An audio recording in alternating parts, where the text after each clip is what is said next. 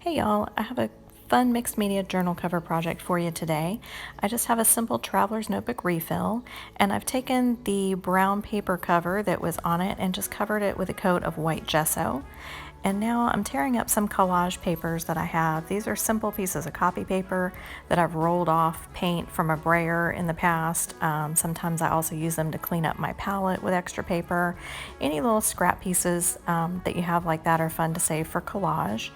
And I'm just using a brush to apply some matte medium to keep that adhered on there, and then I seal it over the top as well. So just a cheap brush. I've also got a jar of water off to the side, so when I'm done using it, I can put that brush in there and the matte medium doesn't harden up and get all stuck to it and make the brush crunchy. So it's important to remember, just like when you're using acrylic paint, that you want to make sure those brushes get in water as soon as you're done with them. So I'm just, no rhyme or reason, I've torn up some pieces and I'm just sticking them down. This is just my bottom layer that I'm going to work with. There's going to be more layers coming. So again, just pick some colors that you like, tear them up into some different pieces, and go ahead and layer them on there. And you can do this with any kind of little cover, any notebook, to make it a lot more fun. This is just a $3.99 traveler's notebook refill, so super simple. And you can even make your own. Just fold over some cardstock and put some mixed media paper inside it, staple it in the middle, and you've got your own journal cover. And then you can cover it however you like. Now, if you see any air bubbles, you want to get those out. I'm using a plastic card to do that, just to make sure I don't have any dry spots or air pockets that'll come up in these papers. You can also use your fingernail, your hand, or a nice stiff paintbrush, whatever works. But it's a lot easier to get them out while they're wet.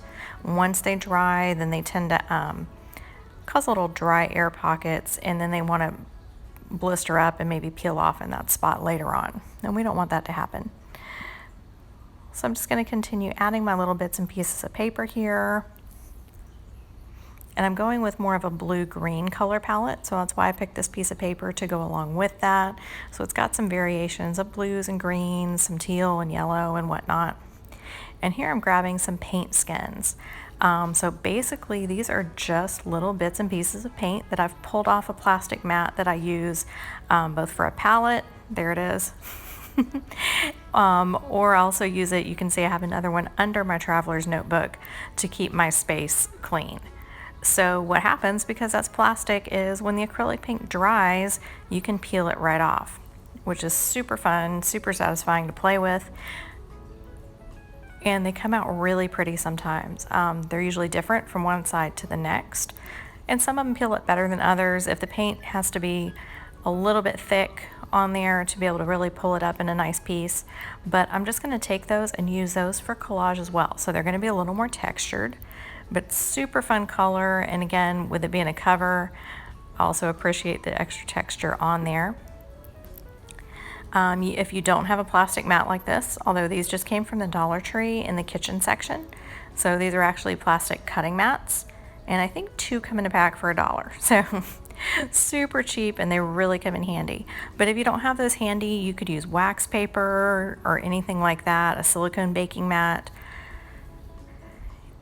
as a palette, or like I said, as your dust protection, and then you can peel the extra paint off of there, or you can do it more intentionally and actually put the paint on there in bigger chunks on purpose to make these little paint skins to play with.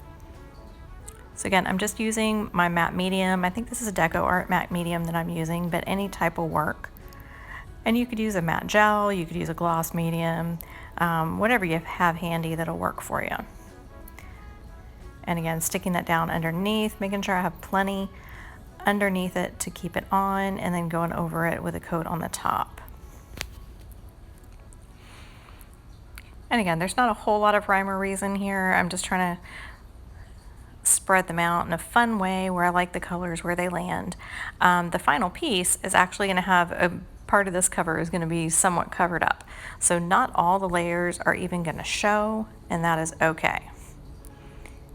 So a lot of this process is really just the fun of playing with it. But it's going to have a really neat layers of texture and color by the end. The journal that I'm doing the cover for is something I'm using for a Bible study this month, so that way I can keep all my notes, my scripture writing, my word mapping, my creative art journaling for this subject all in one notebook together. And again, it was a super cheap notebook. It's just got some basic mixed media paper in it, so it's fun. I can use any kind of paints that I want, or I can do collage in it, or just fun colored pens depending on what page I'm doing. I've got some different activities going for this transformation study. So because the theme is transformation, once I'm done with my collage, the end result is going to be a butterfly on the cover. And of course, you can use this same process to make any kind of shape or image that you like. That's the fun part of this, is it's really versatile and you can make it work for whatever you want to do. So again, now I'm just going back and forth between the paint skins and some collage paper until I've got a little bit more coverage. And you don't have to cover the whole page, but you certainly can if you want. And if you're going to cover most of it, you really don't even need the white gesso in the background. But because I didn't know how this was going to end up, I put it down just to be safe. There's a really bright colored paint skin, add a little splashes of yellow in here to go with my blue-green color theme. And again, you can certainly pick whatever colors you want, as many as you want, whatever works for you. There's a big chunk of yellow paint that I just peeled off there, so I'm going to make that a lot smaller to use it, since I just want little splashes of yellow and not big pieces. But that just gives you an idea how much fun it can be just to peel those little paint skins off and use them. I'm not exactly sure how to store these yet for using later. I'll probably just stash them in a Ziploc baggie or something. But if anybody has some good ideas on that, let me know.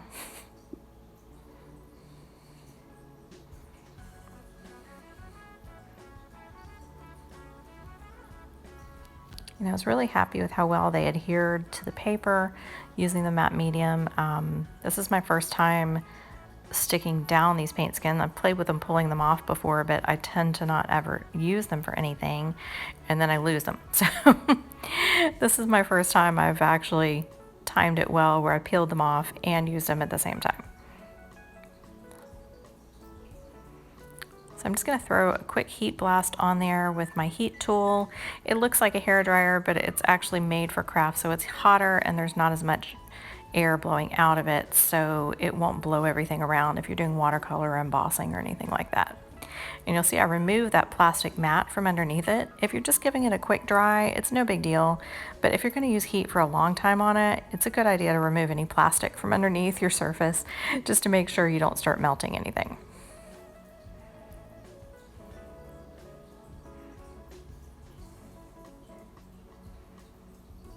And I want to make sure all that matte medium is dry before I go to my next layer. And we're going to add some colored paint next. So there we go. It's nice and warm and dry now. I've got some Delusions paint. And again, I'm sticking with a blue-green color theme here. So I've got a royal blue, a kind of aqua or teal, a lime green, and I've got another green that I actually don't end up using. So the first one I open is this kind of royal blue. And what I find out is the cap was not put on properly, and so it's actually dried up almost like Play-Doh in there. So I did my best. I wet my brush a little bit to do kind of a wash, but didn't use a whole lot of this color, and that's okay. But it's no reflection on the paint. The paint is perfectly fine. This was totally user error with the lid. And a lot of time. I've had these paints for a while, so it's a good reminder not to be too precious or too stingy with your art supplies, because they're not made to last forever, so enjoy them. Kind of like the china in your china cabinet, you might as well use it, because otherwise it's just taking up space.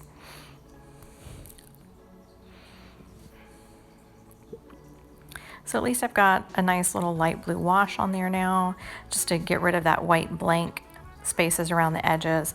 And I'm going to come back with my fingers and just start spreading some of the teal paint around in different places. Try not to cover up too much my collage, because I really like the variations in color from the papers and the paint skins, so I don't want to completely cover that up, but I do want to make it a little more cohesive around the page. Now I'm going to take this lime green, and again, using my finger, which these jars come in handy if you're using your fingers or something like that where it's really easy to get to them. And I'm just making some little smudge marks in various spots all the way around the page. Some of the spots of teal are still a little bit damp, so they blend, and then some of it is dry, and so it sits on top, which gives you a little bit more variation in the color too. So I'm going to continue smudging that around a little bit until I'm happy with where it is. There's just something about finger painting that's so freeing and so fun. Totally recommend it. There's something about it that just always puts a smile on my face. Again, quick blast of heat, just so we don't start smudging the paint around too much. I want those colors to stay in place and not get muddied up too much. And again, because this is pretty quick, I didn't move that plastic mat this time, and that's okay. Checking to make sure it's dry.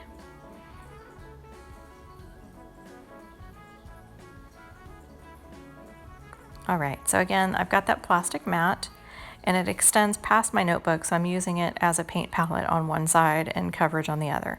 And I've got just a little squirt of white craft paint and a little piece of bubble wrap, so I'm going to use that for some texture and give it a little bit more highlight.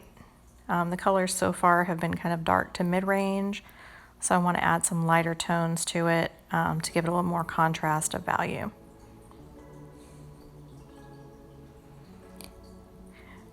And bubble wrap is such a fun thing to add some texture and some color with.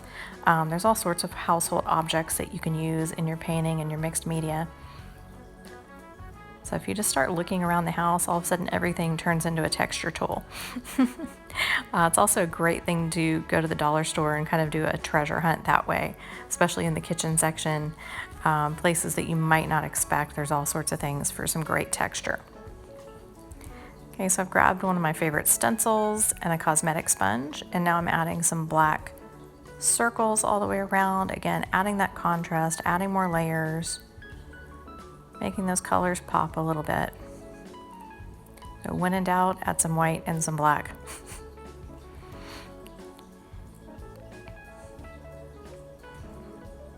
And now I'm taking the end of my sponge and just adding a few more like bigger kind of rectangle blotches. And again, these aren't going to be fully visible, but it's just going to give me a little bit more contrast in my background. And that's a fun way to make a pattern, is just by using the back of the cosmetic sponge.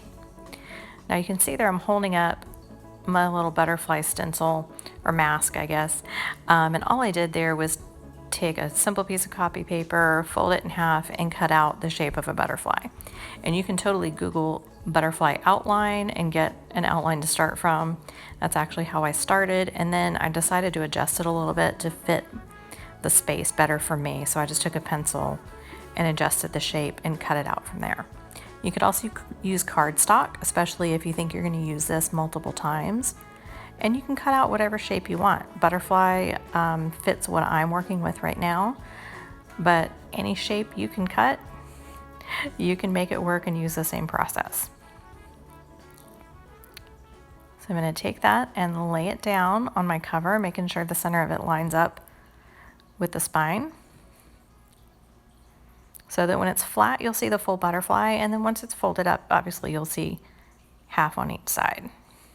And I've got a little bit more of that white craft paint.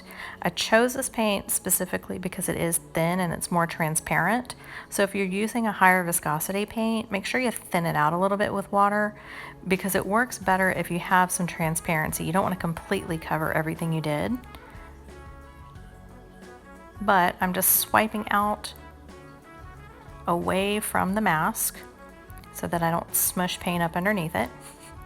And it's just got a really, really light touch of that white on it. It's not real gloppy at all.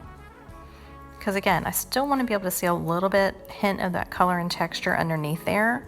But what we're going to have when we have left is that contrast of the really vibrant color and pattern in the butterfly shape, and then the more muted, transparent, kind of misty effect on the outside. So again, super fun, super easy. way to use a mask, and again, any shape you want works just fine. And you could also, if you wanted a different look, you could use a color instead of the white. You could use a black. Totally depends on the look you're going for. So see how much fun that is when you just peel it back and you've got the contrast, but you can still see hints of the layers underneath even through the white. I've got a simple charcoal pencil, and I'm going to go around the edges of the butterfly just to define it a little more, give it a fun little texture. I like the smudginess of the charcoal. You could also use a black chalk pastel, or if you don't want it to be quite as powdery, you could use an oil pastel, or if you want it really more defined and give it a different look, you could use an ink marker. So whatever works for you. And you see I'm just touching up one little spot. I ended up with kind of a blank spot in the middle. I think maybe one of my little pieces of paint skin peeled off or shrunk back a little bit with the heat. I'm not sure, but that's just me touching that up in between there. And I'm going to continue going around with the charcoal pencil.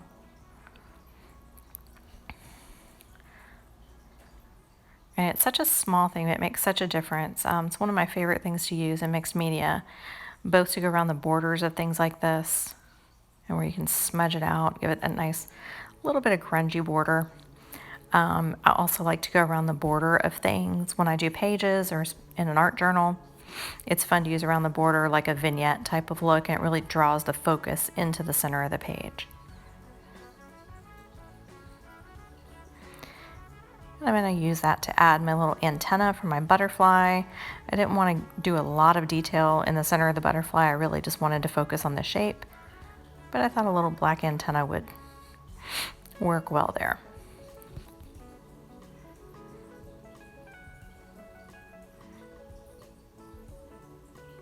All right, so now that I've got my finished shape, I'm just touching up a couple spots where I want to add a little bit more of those layered dots or a little bit of bubble wrap. Once you can see what part's going to be covered and what's not, that's the time to touch up or add anything that you want.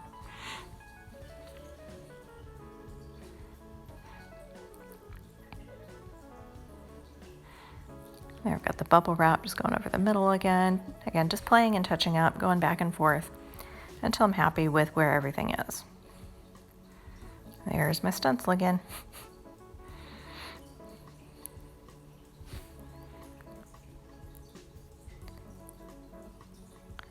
See, super fun and super easy. Really fun result. So both sides look really cool, I think. There's some extra texture from the paint skins, but again, you could totally just do this with collage paper, or you could even just do it really with paint and stencils if you wanted to. So it depends on what level of texture you want to go with and what you have handy. So I hope you enjoyed this. I hope you guys try it and let me know if it works well for you. Have a blessed day.